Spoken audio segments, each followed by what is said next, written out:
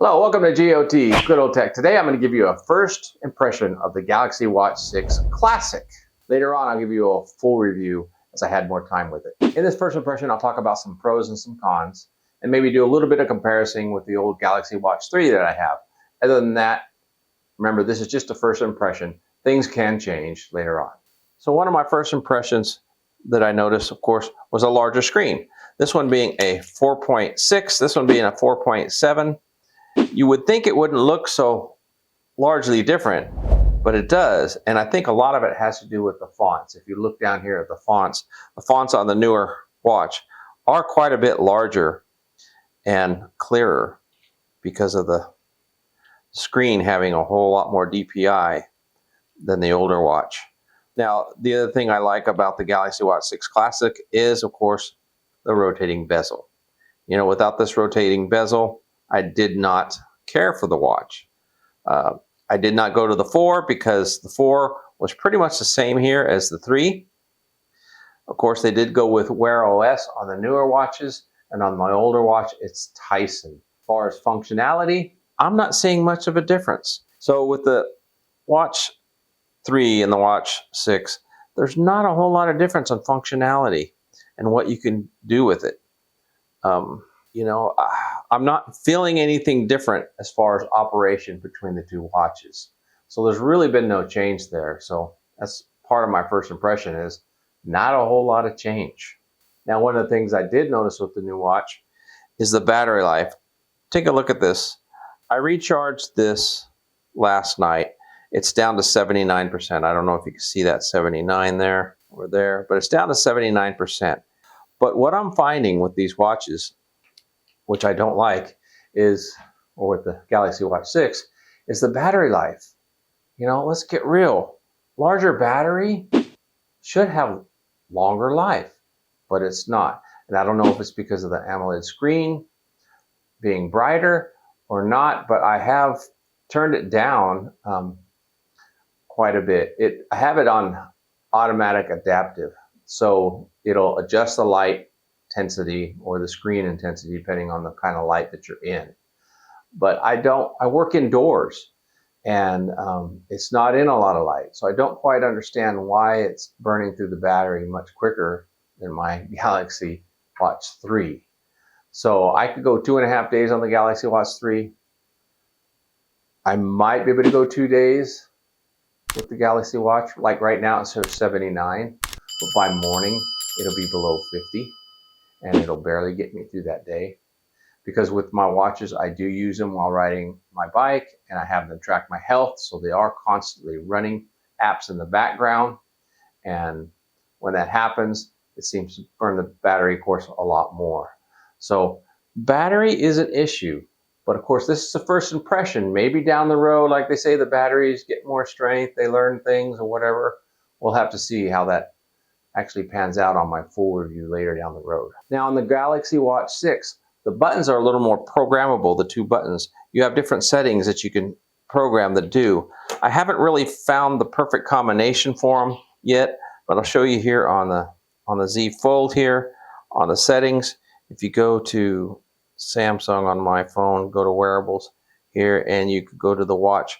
Oh, you look here at the watch while we're here. It says battery, it has a 1 day and 15 hours left. That sounds like a lot, but I guarantee you it's not doing that. Tomorrow it'll be drained. I mean, is 1 day, that's 24 hours from right now, right? And then 15 hours from now, so that should take me into the 3rd day? No, not gonna happen. By the time I get to this time tomorrow, this watch will probably be down to 10% or less. So these numbers are not accurate, not as of yet. I'm hoping maybe later on they will improve. So back to what I was going to talk about here is the buttons on this watch. You can program them, and let's see, I guess you go here to watch settings, and then you go to advanced features, and then you have the home buttons. You can program these buttons to do what you want. Double press to open up the wallet. Press and hold for assistant. That's the home button. The home button would be the top button. This is the home button. And then you got short press for the back button, this button here. Short press gets you to a previous screen, or what else? Or show the most recent app. I like showing the most recent app. Go to previous screen. Tell me, what do you think? Isn't previous screen or previous app kind of the same thing? Maybe not. This is one thing that bothers me too. Now look at this. See what just happened? It wants me to add my PIN because I'm not wearing the watch. Now this is really something that bugs me on my first impression, is I have to enter in my PIN to take a look at things when it's not on my wrist. Okay, when I enter my PIN, then it'll allow me to go through menus for a while, but then it defaults back to requiring a PIN if I'm not wearing it. If I'm wearing it all day long, no problem. Okay, it does not lock on me. But when I take it off, it locks on me.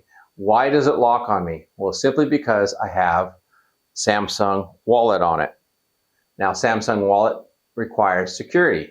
And when you look at my other watch here, when I have Samsung Wallet on, in order to activate the wallet, let's see, I don't know if I still have it set up or not.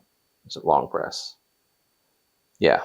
So when I go to the wallet on the old watch, by long pressing, it wants me to enter my PIN. That's fine with me. I'll enter my PIN. But see, I can function this watch not having it on. I can, right here is where you check your menus. It's kind of a pinwheel menu type thing. But see, I can operate this watch, test it out, try things, learn things on it when it's not on my wrist. But this other one, I can't do that. It's annoying. So if I wanted to just show you the apps, I gotta put in my PIN first. So let's do that. Put in my PIN there. Now it's open. Now I can do some things with it. So some of the quick differences, which this is kind of cool. You go to the apps this way. It's kind of Apple Watch feel. My wife's Apple Watch is like this.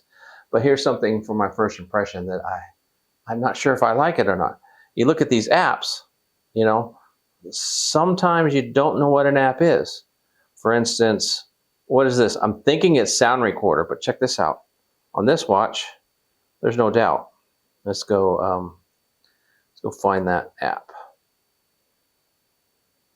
And go into, there it is, voice recorder. See, that's voice recorder. Well, I didn't know that here. Okay, so on some of these, I don't even know what this one is yet. What is it? This color wheel. Goals. Oh, it has something to do with the global goals. Okay. See, I still have things I need to learn on this watch that I haven't done yet. So that's some of the things that right off the bat, it's going to take some getting used to get used to the Wear OS versus the Titan. I'm sure I'll get used to the Wear OS, but there are some nitpicky, I guess, features that I don't like. I think it should just require the PIN entering when you want to use the Samsung Pay. Something else I'm just noticing here is on this watch, because it's locked, it's saying no info on my footprints, on my steps. All right, so it wants to give me no info there. Let's open this up and let's see. Enter in my PIN, and then that information comes up. I don't know why it's a secret how many steps I've taken a day. So some of these things are just really silly. But overall, my first impression of this watch is I do like the watch. I do enjoy it. It's a good fit. The size is really big, but it's not too big for my wrist. I like the availability of the rotating bezel. So I really enjoy that. So I'm glad they brought that back. So first impression, is it worth upgrading? Well, if you got to pay full price and you have a Galaxy Watch 3 or really any other, I say no, it's not worth upgrading. So why did I get the watch? Well, I got it simply because I got it on sale. It was at half off. Plus I got an additional education discount. So I paid about $170 for this $425 watch.